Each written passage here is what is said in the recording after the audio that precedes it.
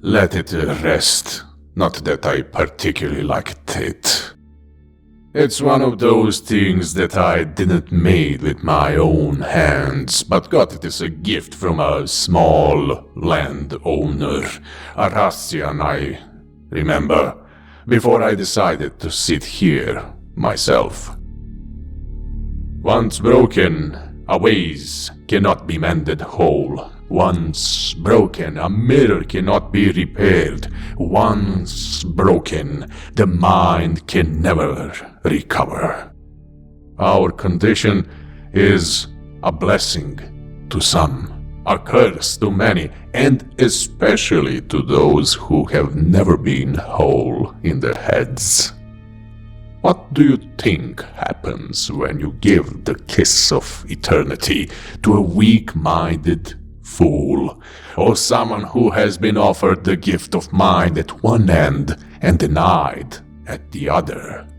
They don't live many nights, but the clan of the moon, the children of Malkav, can be an exception. All but one blessed. All but one damned. Everyone but one hears, sees, and knows what the rest of us don't. But you need to know exactly what you hear, see, and know, and therein lies the curse of the Malkav's clan. All answers offered as if on a plate. All questions answered, but what's an answer's worth if you don't know the question? Imagine that in the middle of the struggle for your unlife, the idea of a blue king howling at the moon while roses and orchids are burning around him suddenly dawns upon you. What does it mean? You know in your core that it has a meaning. You're sure of it, but what? When? Where? Who? You will most likely never find out. Add to this the already innate problems of the spirit in everyone who receives Malkav's kiss, and we have typical Malkavians of today. Not everyone was like that in the past, mind you. The Book of Nod says that Malkav was already a prophet, a wise man in Enoch. It is not known who his father was, but since he was close to Set and Saulot, it would be that Enoch himself was his creator. In some parts of the Book of Nod, it is written that after the kiss of eternity, Malkav turned away from his brethren. It is written somewhere that he became wiser, more thoughtful, more dangerous. And once upon a time there was a story that he whispered something in the Dark Father's ear, and he laughed. Truly. Can you imagine a cheerful, smiling Cain? A worrying picture. One story says that he was not always like this, to shorten the euphemisms, crazy. But that he once asked Cain why he killed his brother, why he refused the gifts of God that the archangels brought before him, why didn't he accept forgiveness, why he spurned Lilith. And the Dark Father could not answer. In a confused rage, he cursed Malkav that he knew all the answers to all the questions, but not a single question.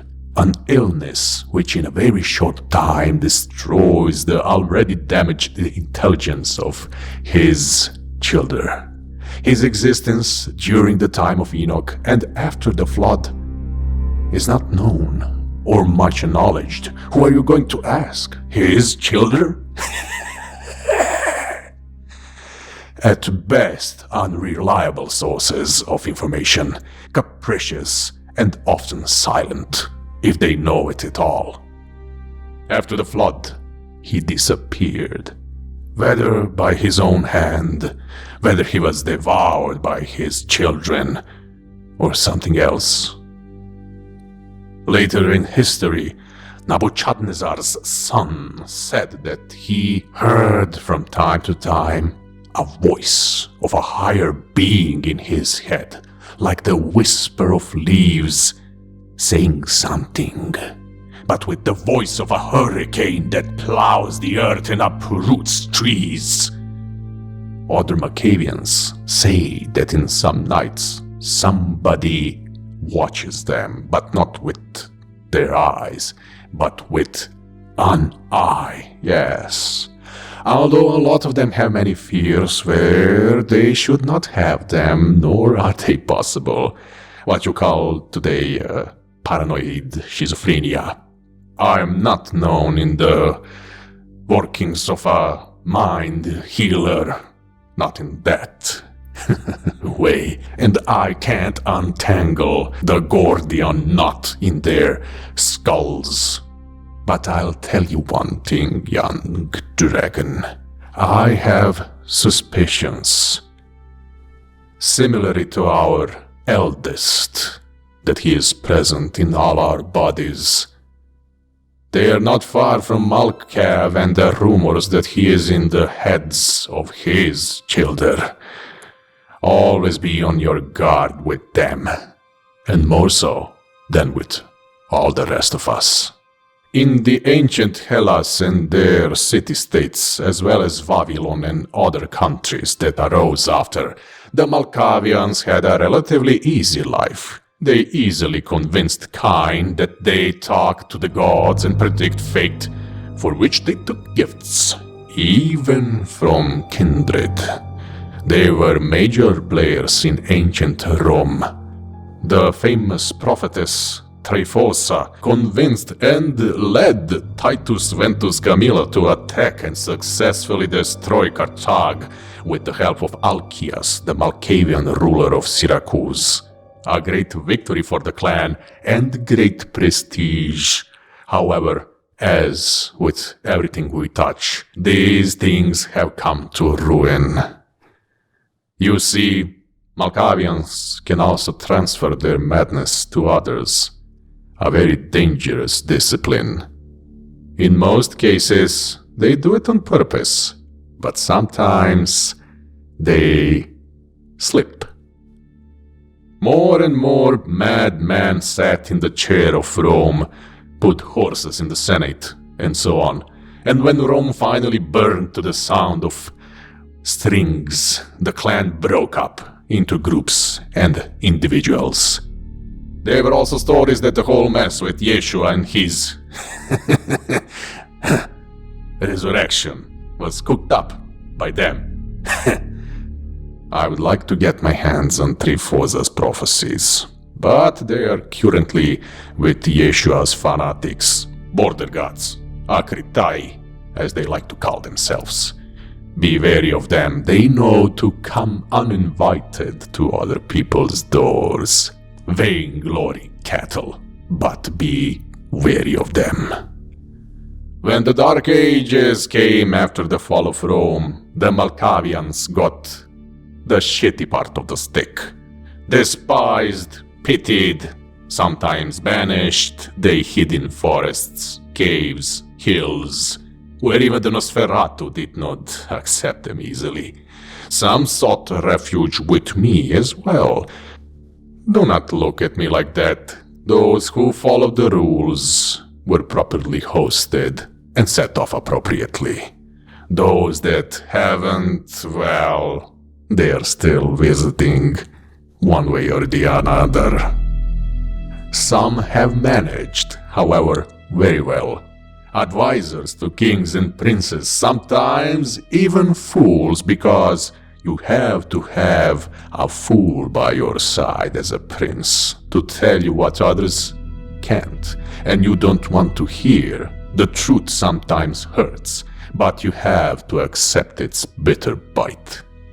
And there are those Malkavians who know how to dig it up, with their prophetic powers of seeing inside the mind. Did you manage to develop this ability? Not? My child, do not waste time. Auspex is a very useful skill for our clan as well. Yes, we own it, along with the Toreadors, Tremirs, Cappadocians, and Malkavians. With it you can find out many delicious secrets. The Convention of Thorn led to a great split in the clan. A good part of those who slipped into madness went under the curmudgeon of the Camarilla, and those who came to us, the Sabbat. We broke their chains and let them be what they are.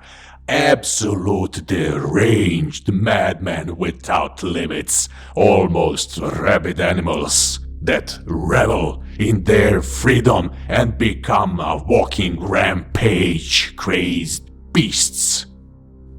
You should see them in action once, from a distance. It's a beautiful sight what they know to do to kindred and cattle.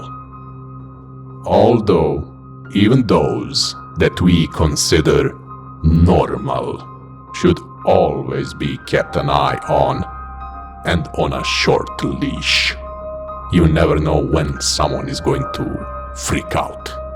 But if they are close to you, they have their benefits. I didn't got first-hand information for a while after my slumber, but I heard from my sources that the Camarilla's mad dogs weren't so mad anymore, that some of their Methuselahs got together and pulled one of their famous big pranks. So they simply blocked the ability to spread the madness. Troublesome, isn't it, what ancient blood can do? Anyway, that period was short-lived, because it is even more troublesome that at the end of the last century, the ability suddenly returned, which may mean that the Methuselahs changed their minds, which is equivalent to water flowing uphill or the sun rising in the west. More likely is what the gangrel scholar Beckett extrapolated, that Malkav is active. If that's true, he is probably somewhere in the Middle East, Jerusalem, or thereabouts. The sword of Cain will meet him.